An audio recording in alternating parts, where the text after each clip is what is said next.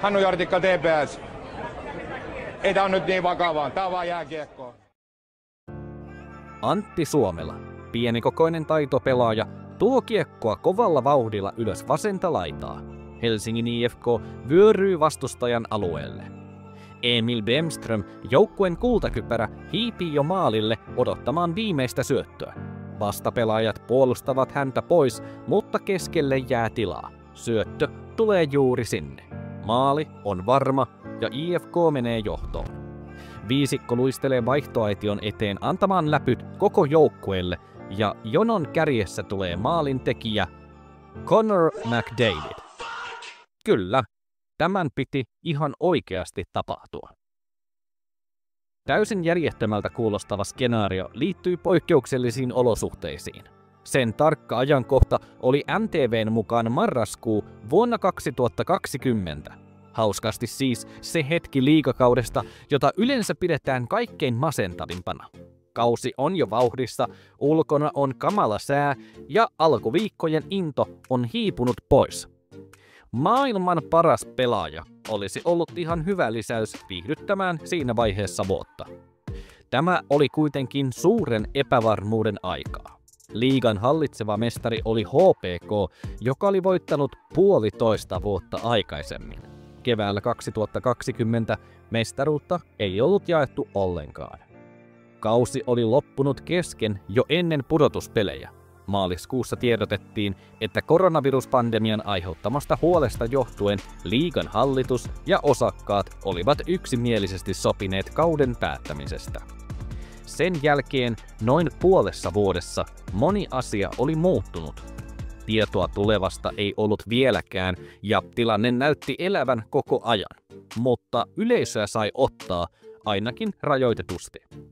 Pelit saattoivat siirtyä tai peruuntua joukkueiden sisäisistä tartuntaketjuista sekä valtakunnallisesta tartuntatilanteesta johtuen. Mutta mikä tärkeintä, liigassa kuitenkin pelattiin. Tämä ei ollut tilanne NHL:ssä. Ensinnäkin kausi 2019-20 oli keskeytynyt myös siellä, ja pudotuspelit pelattiin lopulta poikkeusolosuhteissa kuplan sisällä 2 kuukauden mittaisena turnauksena, joka loppui vasta syyskuun lopussa. Eli niihin aikoihin, kun seuraavan kauden oli määrä jo alkaa. Rytmit olivat siis täysin päinvastaiset. Lokakuun alussa päätettiin tähdätä seuraavan kauden aloittamiseen vuoden 2021 tammikuussa. Marraskuun puolivälissäkään siitä ei kuitenkaan ollut varmuutta.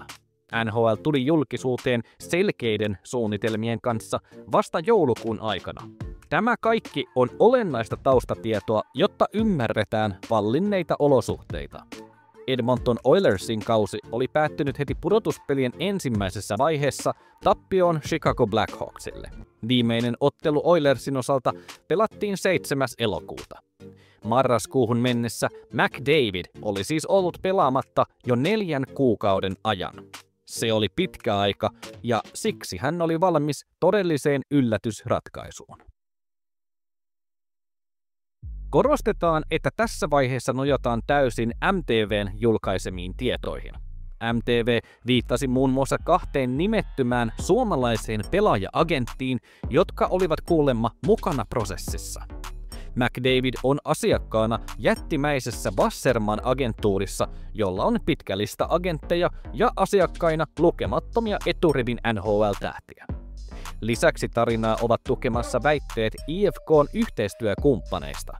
Yksi MTV:n siteeraama yhteistyökumppani vahvisti IFK:n McDavid-hankkeen selkeäsanaisesti ja piti McDavidiin tarvittavia rahoja lähes mitättöminä. Varsinkin suhteessa siihen markkinointiarvoon, joka olisi tullut tämän kokoluokan supertähden saapumisesta IFK:hon ja liigaan. Todennäköisesti IFK:n pelejä olisi silloin katsottu kaikkialla maailmassa. Keskeistä oli, että McDavidille olisi maksettu Suomessa palkkaa tasan 0 euroa. McDavid oli 2 vuotta aikaisemmin alkanut nauttia $12,5 miljoonan vuosipalkkaa, joka 8 vuoden sopimuksen loppuun mennessä takaisi $100 miljoonan tienestit ennen mitään muita palkkioita, kuten sponsoriyhteistyötä. Maksettavaksi olisi kuitenkin jäänyt pakollinen vakuutus, jota ei voinut välttää. Niistä on puhuttu Suomessa aina NHL:n työsulkujen yhteydessä. Pelaajat eivät silloin ole tulleet Suomeen tienaamaan rahaa, vaan pelaamaan. Sama oli tilanne myös McDavidin osalta. Edellisen työsulun aikaan vuonna 2012 puhuttiin kuukausittaisesta maksusta, joka perustuu pelaajan NHL-palkkaan. Kanadalaisen DSN-kanavan mukaan eurooppalaisseurojen oli maksettava pelaajasta riippuen 2 000 eurosta 16 000 euroon vakuutusmaksuja joka kuukausi. McDavidin kohdalla puhuttiin erittäin lyhytaikaisesta ratkaisusta. Koko ajan tarkoituksena oli, että hän palaa NHL-kaukaloon heti, kun pelit siellä alkavat lähestyä. MTVn mukaan IFK-vierailun suunniteltiin kestävän noin 15 ottelua. Vakuutussummaa kuvattiin 6-numeroiseksi, koska kyse oli NHL:n 3. arvokkaimmasta sopimuksesta. Sen hankkimisessa ei kuitenkaan pitänyt olla IFK:n kohdalla mitään ongelmaa. Valikoiduilta yhteistyökumppaneilta kysyttiin, olisivatko he halukkaita osallistumaan kustannuksiin. Mitä ilmeisimmin sellainen porukka saatiin myös kasaan. Tai totta kai saatiin, koska eihän tällaista mahdollisuutta tule kuin kerran. McDavid ei ollut ainoa, jolla tämä ajatus pyöri mielessä. Syksyn 2020 aikana moni eurooppalainen seura teki niin sanottuja koronasopimuksia. NHL-seurat suostuivat lainaamaan yksittäisiä pelaajia Eurooppaan tilapäisesti. Ehtona oli, että pelaajat saisivat vapaasti palata Pohjois-Amerikkaan siinä vaiheessa, kun saadaan selkeää tietoa NHL:n harjoitusleirien alkamisesta. Jos siis saataisiin. Kanadan sisäpiiritoimittajien mukaan jopa koko NHL-kauden pelaaminen oli vaarassa, koska tyhjät katsomot tekisivät toiminnasta taloudellisesti kannattamatonta. Esimerkiksi Columbus Blue Jacketsin silloinen general manager Jarmo Kekäläinen antoi New York Timesin mukaan kaikille pelaajille kehotuksen vähintään harkita pelituntuman ylläpitämistä Euroopassa. Muutama Columbusin nuorempi pelaaja tarttuikin mahdollisuuteen ja siitä hyötyi myös IFK. Ruotsalaishyökkääjä Emil Bemström oli pelannut tulokaskautensa NHL:ssä, kun korona tuli sotkemaan asioita. Siinä vaiheessa hän halusi saada itseluottamuksensa kiekon kanssa takaisin ja Kekäläisen entisen IFK-pomon avustuksella Bemströmille järjestettiin pelipaikka IFK:sta.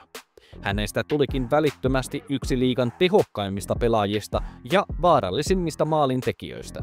Ensimmäisten 15 ottelun aikana Bemström teki 17 pistettä. Toinen IFK:n NHL-laina Otto Koivula sanoi Ylelle, että on valmis pelaamaan vaikka koko kauden liigassa, mutta alustavasti sopimus oli vain marraskuun loppuun. Alexandre Texier oli palannut NHL:stä Kuopioon lainapestille Kalpaan. Juuso Välimäki teki hurjaa jälkeä Tampereen Ilveksessä. Porin Ässät sai avukseen Jesperi Kotkaniemen. Mutta tämän suurimman mahdollisen vonkaleen suhteen kaikki oli ilmeisesti valmiimmillaan vuoden 2020 marraskuun alkuvaiheessa. Hanketta oli siinä vaiheessa puuhattu jo jonkin aikaa ja kaikki alkoivat olla samalla sivulla. McDavid oli halukas tulemaan Suomeen ja pelaamaan liigassa. Mikä tärkeintä, myös Oilers oli näyttänyt vihreää valoa kapteeninsa halukkuudelle hakea pelituntumaa Helsingistä. Loka-marraskuun vaihteessa McDavid esimerkiksi muutti tilapäisesti Arizonaan harjoittelemaan yhdessä Toronto Maple Leafsin Auston Matthewsin saman agenttitoimiston toisen tähtiasiakkaan kanssa. Taukopeleistä alkoi todella käydä hermoille, joten McDavid kävi Sportsnetin mukaan jäällä yhdessä Matthewsin ja muutamien muiden NHL-pelaajien kanssa 4 kertaa viikossa. Heidän joukossaan oli esimerkiksi puolustaja Jordan Schmaltz, joka, sattumaa tai ei, teki sopimuksen IFK:hon muutama kuukausi myöhemmin. Työsulkukaudella 2012-13 Erik Karlsson teki Helsingin Jokerien puolustajana 30 ottelussa 34 pistettä ja voitti puolustajien pistepörssin puolikkaalla ottelumäärällä. Lauri Korpikoski teki Turun Palloseurassa 11 ottelussa 17 pistettä. Työsulkukaudella 2004-5 Olli Jokinen teki IFK:ssa 14 ottelussa 17 pistettä. Todennäköisesti kenelläkään heistä ei toki ollut ihan kaikki pelissä, koska kukaan ei halua loukkaantua ennen tärkeimpiä pelejä NHL:ssä. Mutta jokainen voi vain kuvitella, millaisiin tehoihin Connor McDavid olisi pystynyt 23-vuotiaana 15 liigaottelun jaksolla. Edellisellä NHL-kaudella McDavid oli tehnyt 64 ottelussa 97 pistettä. Runkosarjan pistepörssin hän oli voittanut jo 2 kertaa ja 3. kerta tuli juuri tällä kaudella 2021, jona McDavid teki käsittämättömät 105 pistettä vain 56 ottelussa. Marraskuussa ja joulukuussa 2020 IFK esimerkiksi voitti Kärpät 7-1 ja Jukurit 11-1. Ihan ilman McDavidia, vaikka kokoonpanosta puuttui flunssa-aallon takia jopa 14 pelaajaa. Huippulupaus Anton Lundell teki Jukureita vastaan 6 pistettä. Joukkue oli siis laadukas ja hyvässä vireessä. Marraskuun puolivälistä tammikuun puoliväliin kestäneellä jaksolla IFK voitti 10 ottelustaan 8 ja hävisi varsinaisella peliajalla vain kerran. Mutta siinä tullaankin ongelmaan. Todennäköisesti yhteen merkittävään syyhyn siihen, miksi tämä uskomaton viritelmä ei koskaan muuttunut todeksi. IFK:n toimistolla oltiin syystäkin innoissaan. Tässä oltiin tekemässä liigahistorian kovinta hankintaa, vaikka vain tilapäisesti. MTV:n mukaan IFK ehti jo muun muassa valmistella markkinointimateriaalin, jolla McDavidin saapumisesta otettaisiin kaikki irti. Kassakone laitettaisiin kilisemään numerolla 97 myytävillä pelipaidoilla, erikois-teepaidoilla, sponsorinäkyvyydellä ja ties millä keinoilla. Sitä ei voi tietää, onko tätä materiaalia enää olemassa. Marraskuun loppuessa tuli kuitenkin todella huonoja uutisia, jotka ajoivat monta liigaseuraa taloudellisesti ahtaalle. YT-neuvotteluihin, lomautuksiin ja sellaisiin taloudellisiin tappioihin, joista ei välttämättä ole toivottu vielä tähänkään päivään mennessä. Seura oli tehnyt kaiken voitavan ja tarvittavan. Ajatuksena oli, että sopimuksen toteutuminen ei olisi missään olosuhteissa jäänyt kiinni ainakaan IFK:n toiminnasta. McDavidille oli järjestetty asunto ja auto, jopa lentoliput. Asioissa päästiin niin pitkälle, että MTV:n mukaan nimet olivat paperissa. Pahin isku suunnitelmille olivat Suomen tiukentuneet yleisörajoitukset. Pääkaupunkiseudulla sisätiloissa järjestettävien yleisötilaisuuksien enimmäisosallistujamäärä rajoitettiin marraskuun aikana 20 ihmiseen ainakin 3 viikoksi. Joulukuun 2. päivänä liiga ilmoitti, että pelit laitetaan kokonaan tauolle ainakin 2 viikoksi. Sen jälkeen pelaamista jatkettiin, mutta tyhjien katsomojen edessä. Siihen aikaan NHL:ssä puolestaan alkoi tapahtua positiivisia asioita. IFK:ssa lainalla Columbusista ollut Bemström lähti takaisin Yhdysvaltoihin ennen joulukuun alkamista.